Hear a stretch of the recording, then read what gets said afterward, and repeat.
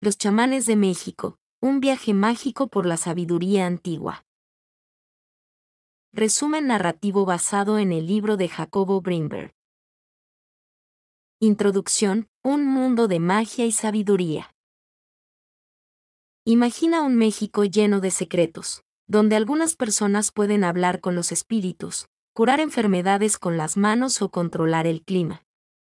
Estas personas se llaman chamanes, y son como los superhéroes de las comunidades indígenas.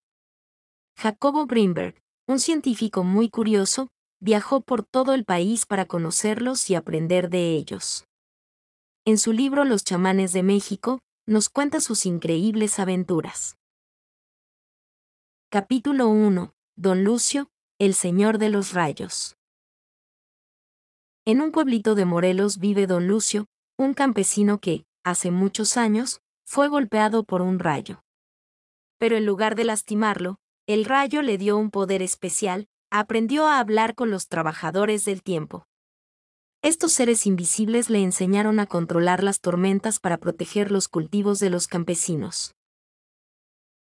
Don Lucio cuenta que durante 3 años, mientras su cuerpo dormía, su espíritu viajó por el mundo con estos seres. Aprendió a manejar el viento, la lluvia y hasta los relámpagos. Ahora, cada 5 de mayo, sube a una cueva entre los volcanes Popocatépetl e Iztaccíhuatl para pedir fuerzas y seguir ayudando a su gente.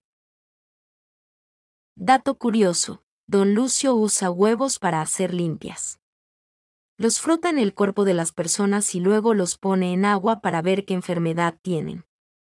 Como un detective de la salud. Capítulo 2. Doña Pachita, la cirujana misteriosa.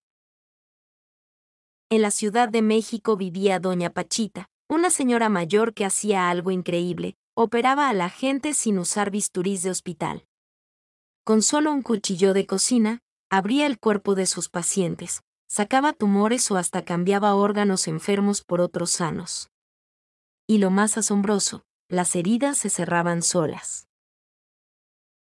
Pachita decía que no era ella quien operaba, sino un espíritu llamado Cuauhtémoc, el último emperador azteca. Cuando entraba en trance, su voz cambiaba y sus manos se movían con una precisión que dejaba a todos boquiabiertos. Muchos doctores no podían creer lo que veían, pero sus pacientes sanaban milagrosamente. Historia escalofriante. Una vez, le sacó el corazón a un hombre y lo dejó latiendo fuera de su cuerpo por unos minutos.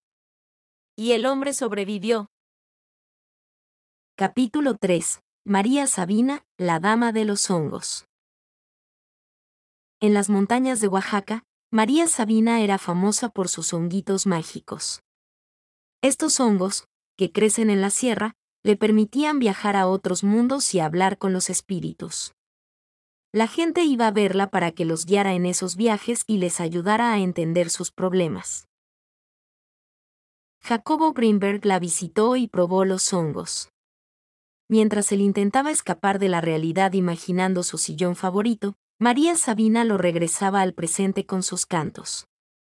Era como si supiera lo que pensaba.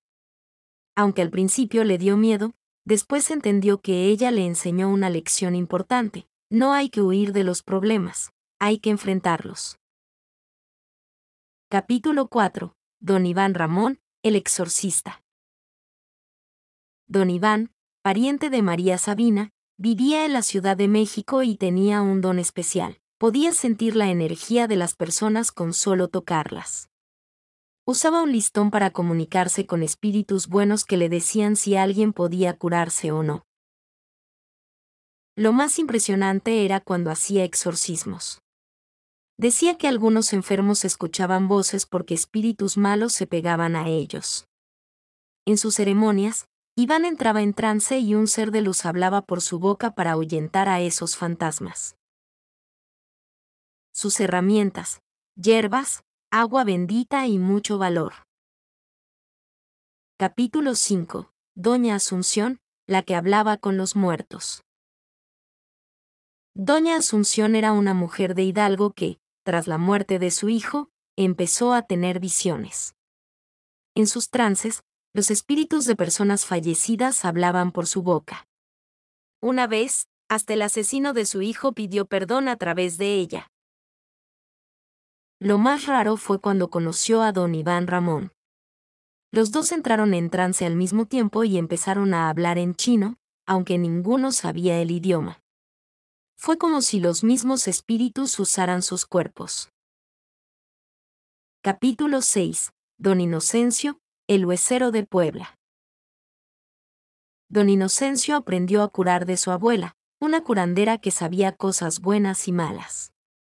Él solo usaba lo bueno, arreglaba huesos rotos, curaba epidemias y hasta escondía tesoros, mezclas de hierbas y monedas, en las casas para protegerlas. Una vez, un hombre llegó con la mano quebrada. Los doctores decían que solo estaba dislocada, pero don Inocencio insistió, está rota. Cuando le hicieron radiografías, tenía razón. El hombre le regaló 500 pesos, mucho dinero en esa época, por salvarlo. Capítulo 7. Doña Licha, la niña que regresó de la muerte. De pequeña, a doña Licha la picó un alacrán y todos creyeron que había muerto. Pero horas después, despertó. Desde entonces, podía ver cosas que otros no veían, como espíritus o enfermedades. Usaba huevos para hacer vistas. Los frotaba en el cuerpo del paciente y los ponía en agua. Según las formas que aparecían, sabía qué mal tenía la persona. También soplaba en la nuca de sus pacientes para sacar las malas energías. Su lección: entre más ayudo a otros, más sana estoy. Conclusión: los chamanes y el corazón de México. Jacobo Greenberg descubrió que los chamanes no son magos, sino personas que entienden la naturaleza y la mente humana de una manera especial. Ellos nos enseñan que la realidad es más grande de lo que vemos. Todos podemos aprender de su sabiduría. México guarda secretos que ni la ciencia puede explicar. Así que la próxima vez que veas una tormenta, un hongo o incluso un huevo, recuerda, quizá hay algo mágico esperando a ser descubierto. Fin.